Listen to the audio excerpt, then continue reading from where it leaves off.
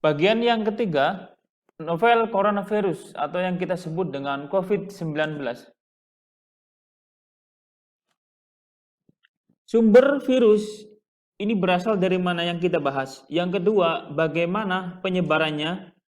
Yang ketiga, tentang gejala-gejalanya. Dan yang keempat, tentang pengobatannya. COVID-19 adalah coronavirus. Seperti MERS dan SARS yang berasal dari kelelawar, ada satu kemungkinan bahwa munculnya virus ini adalah dari reservoir hewan atau yang kita sebut dengan hewan liar. Memahami asal-usul. Memahami asal-usul sebuah penyakit adalah hal penting karena dapat membantu para epidemiologis untuk melacak dan mencegah penyebarannya dan karena susunan genetika sebuah virus dapat memberi informasi pembuatan vaksin dan pengobatannya. Detail tentang asal penyakit menular juga dapat membantu para membuat kebijakan dalam mencari cara untuk mencegah wabah di masa mendatang. Saat coronavirus baru menyebar di seluruh dunia, para ilmuwan berusaha untuk memahami dari mana virus ini berasal. Di awal wabah ini, teori yang berlaku mengatakan bahwa virus ini berasal dari pasar basah di Cina. Pasar-pasar ini menjual hewan hidup seperti dagingnya dan hasil alam, dan hewan-hewan yang ditangkap di alam liar. Tapi, para ahli kini mengatakan bahwa asal-muasal sebenarnya COVID-19 mungkin lebih kompleks dan mendorong pencarian lebih luas tentang sumber penyakit ini. WHO juga mengatakan bahwa sumber hewani yang muncul adalah yang paling mungkin menjadi sumber utama wabah ini. Tapi, para peneliti masih belum tahu dari mana COVID-19 berasal. Kelelawar diyakini sebagai sumber SARS dan MERS.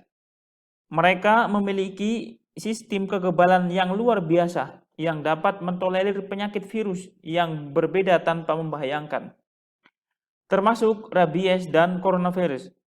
Dan kemampuan mereka untuk terbang, ia menambahkan, memungkinkan mereka untuk berinteraksi dengan banyak hewan lain, yang meningkatkan kemungkinan sebuah penyakit akan berkembang dan menyebar. Bahkan jika kelelawar dikonfirmasi sebagai penyebar asli di balik wabah ini, keterlibatan mereka tidak akan memberitahu kita bagaimana COVID-19 bisa menular kepada manusia. Bagaimana penyebaran COVID-19?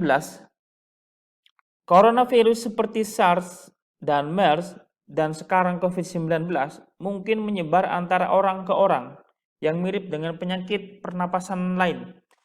Droplet dari bentuk atau bersinnya seseorang yang terinfeksi dapat membawa virus ke orang lain, yang umumnya terjadi karena individu yang berdekatan jaraknya.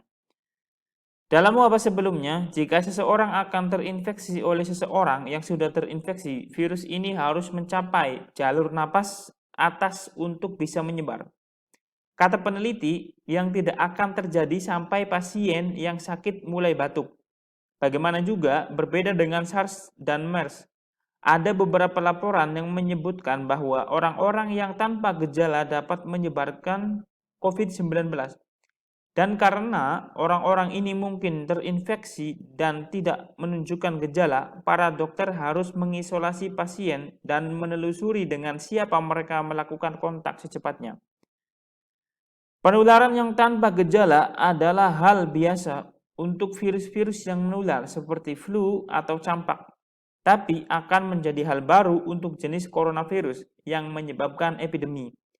Ini dapat membuat wabah lebih sulit dikendalikan karena pasien-pasien tersebut dapat menyebarkan penyakit tanpa tanda-tanda bahwa mereka sedang sakit, sehingga upaya pemeriksaan di bandara menjadi kurang membantu. Tapi orang-orang yang tidak memiliki gejala bukanlah penyebab utama dari epidemi ini. Masa inkubasi atau berapa lama gejala-gejala akan muncul? COVID-19 menular sebelum gejala muncul. Organisasi Kesehatan Dunia atau yang kita sebut dengan WHO memperkirakan masa inkubasi antara 2 hari dan 10 hari. Ini berarti bahwa gejala COVID-19 mungkin terlihat minimal dalam 2 hari atau maksimal dalam 14 hari. Selama penularan virus, tapi pasien tidak menunjukkan gejala apapun, penularan tanpa gejala. Gejala-gejala seperti batuk yang mungkin disertai demam, yang mungkin tidak muncul pada orang berusia lanjut dan yang memiliki kelainan imun dan sesak napas. Dan ada beberapa laporan awal tentang gejala-gejala non-pernapasan seperti mual, muntah, atau diare.